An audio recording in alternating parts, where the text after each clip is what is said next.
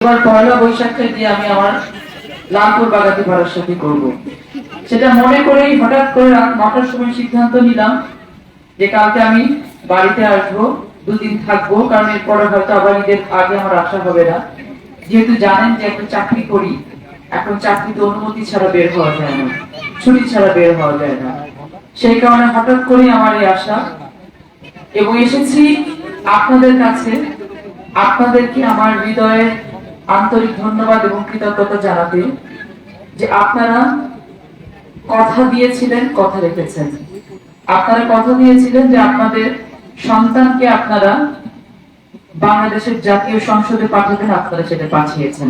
এটার জন্য আপনাদেরকে আন্তরিক ধন্যবাদ এবং কৃতজ্ঞতা।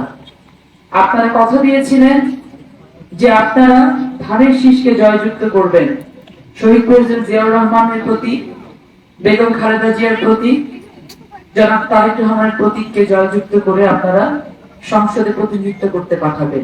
আপনারা সেই কথা রেখেছেন। আমরা বাংলাদেশ জাতীয়তাবাদী দল আপনাদের কাছে চিরকৃতজ্ঞ থাকবো, এবং এই জামনগর ইউনিয়ন তারা যে পরিমাণ বিপুল ভোট ধানের শীষে দিয়ে সকলে মিলে বাংলাদেশের 300 আসনের ভিতরে আরেকটি আসনকে জয়যুক্ত করে সংসদে পাঠানোর জন্য আপনারা প্রচেষ্টা করেছেন, কষ্ট করেছেন, শ্রম দিয়েছেন, দিনের পর দিন কাজ করেছেন, সেটার জন্য আমরা আপনাদের প্রতি আন্তরিক ধন্যবাদ এবং কৃতজ্ঞতা জ্ঞাপন করি। সন্তান হিসেবে কথা দিয়েছিলাম আপনারা আমাকে এমপি বানাবেন, মন্ত্রী আমি নিয়ে আসবো। আমিও কিন্তু সেই কথা রেখেছি। আমিও কিন্তু আপনাদের জন্য একটি মন্ত্রণালয়ের দায়িত্ব নিয়ে এসেছি, যেখান থেকে আমরা কাজগুলো করতে, আমাদের এলাকার উন্নয়নগুলো করার জন্য আমরা এগিয়ে যেতে পারি, আমরা কাজগুলো সফলভাবে করতে পারি। লালপুর বাগাতিপাড়া আনাচে কানাচে সমস্যায় জর্জরিত। যখন আপনাদের কাছে ভোট চাইতে গেছি, ঘরে ঘরে গিয়ে খালি ভোটই চাই নাই, সমস্যাগুলো শুনে এসেছি। প্রত্যেকটি সমস্যা আমার কাছে লিস্ট করা আছে। আপনারা চান বা না চান, প্রত্যেকটা সমস্যাকে আমি অ্যাড্রেস করে এগুলোকে সমাধান করবো ইনশাআল্লাহ। আমাদের যে রাস্তাঘাটের সমস্যা আছে, আমাদের স্কুল কলেজের সমস্যা আছে, বেকারত্বের সমস্যা আছে, আমাদের বরাল নদীর সমস্যা আছে, ব্রিজ কালভার্টের সমস্যা আছে, অনেক সমস্যা আছে। সব থেকে বড় সমস্যা আছে আমাদের জামনগর ইউনিয়ন মাদকের সমস্যা। আমরা এই সমস্যাগুলোকে সমাধান করার জন্য কাজ করছি। আপনারা ইতিমধ্যে জেনেছেন যে আমাদের খাগড়াছড়ি ইউনিয়ন এবং দয়ারামপুর ইউনিয়নের শিলাবৃষ্টির কারণে ব্যাপক ক্ষতি হয়েছে।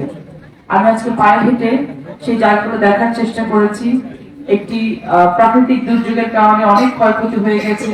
আমরা সচেষ্ট হব, চেষ্টা করব এই ক্ষয়ক্ষতি কতটুকু কাটিয়ে ওঠা যায়, কতটুকু সকলের পাশে দাঁড়ানো যায়। তবে আপনাদের কাছে আমার একটি আহ্বান থাকবে, আপনারা যে ভরসা নিয়ে, যে আস্থা নিয়ে ধানের শীষে ভোট দিয়ে আমাকে জয়যুক্ত করে সংসদে পাঠিয়েছেন, আপনাদের প্রতিনিধিত্ব করার জন্য পাঠিয়েছেন, আপনাদের কাছে আগামী দিনগুলোতে আমি আরো কিছু সহযোগিতা চাই।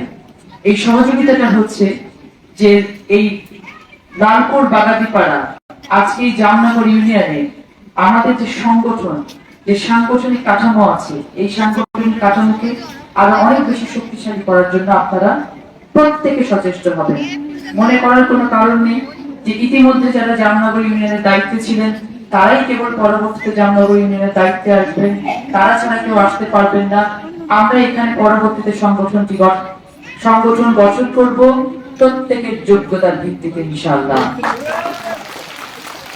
আজকে যারা ধানেশকে ভোট দিয়ে আমাকে এমপি করেছেন, আমি তাদের জন্য এমপি, কিন্তু মন্ত্রী হচ্ছে আমি এই এলাকার সকল মানুষের।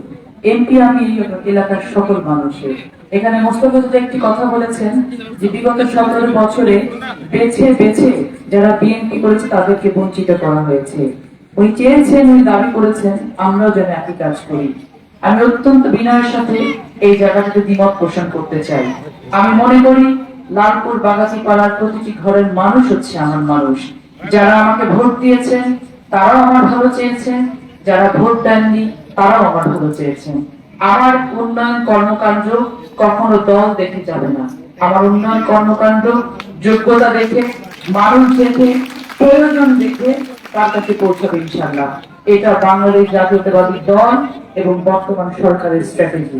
আমি আপনাদের উদাত্ত আহ্বান জানাতে চাই, দল করার কারণে, এক একজন নেতার পেছনে রাজনীতি করার কারণে কিছুটা বিভেদ হয়তো তৈরি হয়েছে নির্বাচনের আগে।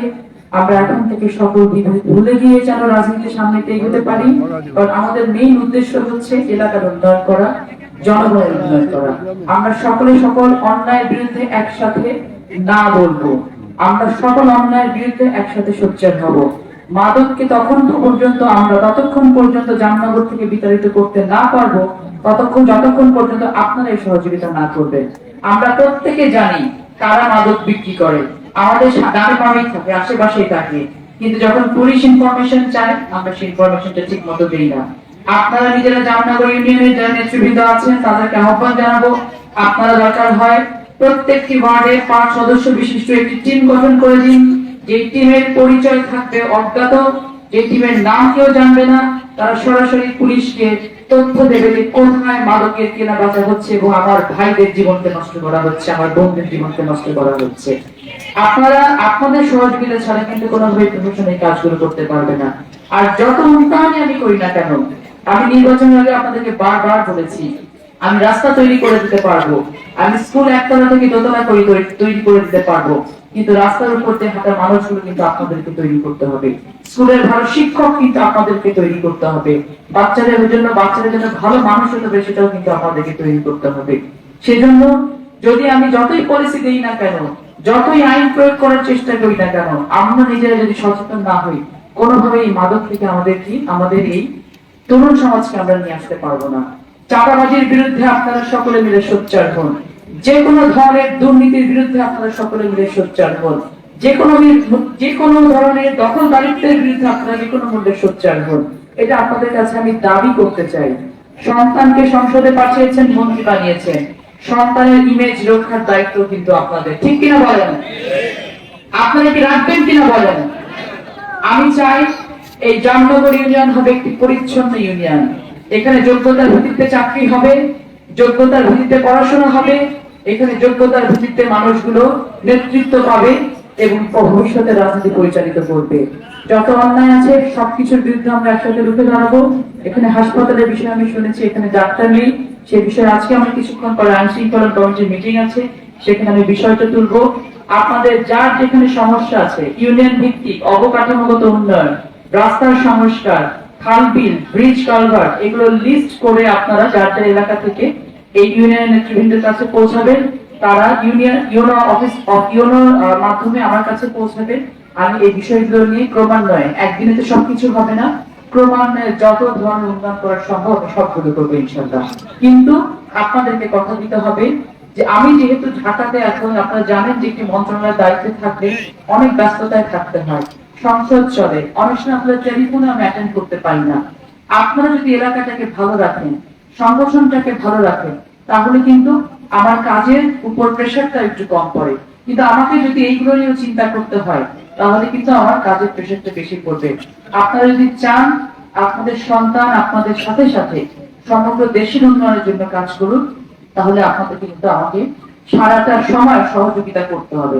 এখন আমাকে হাত তুলে দেখেন কে কে সহযোগিতা করবেন। সবাই আমাকে সহযোগিতা করবে, আলহামদুলিল্লাহ। আমি এটাই আপনাদের কাছে আশা করি, আমি ভালো থাকলে আপনারা যেমন ভালো থাকবেন, আপনারা ভালো থাকলে আমি ভালো থাকবো। আমরা সকলে মিলে এই একসাথে ভালো থাকা নিয়ে নতুন দায়িত্ব বাগাতে পারবো। সকলকে অসংখ্য ধন্যবাদ দেরি করে আসার জন্য, আন্তরিকভাবে দুঃখ প্রকাশ করছি, ক্ষমা চাইছি। আমি ওই জায়গাগুলো ঘুরতে ঘুরতে একটু দেরি হয়ে গেছে। সকলে ভালো থাকবেন, আমার জন্য দোয়া করবে। আবারও আগামীকালকে পহেলা বৈশাখের জন্য অগ্রিম শুভেচ্ছা। আসসালামু আলাইকুম। বাংলাদেশ জিন্দাবাদ।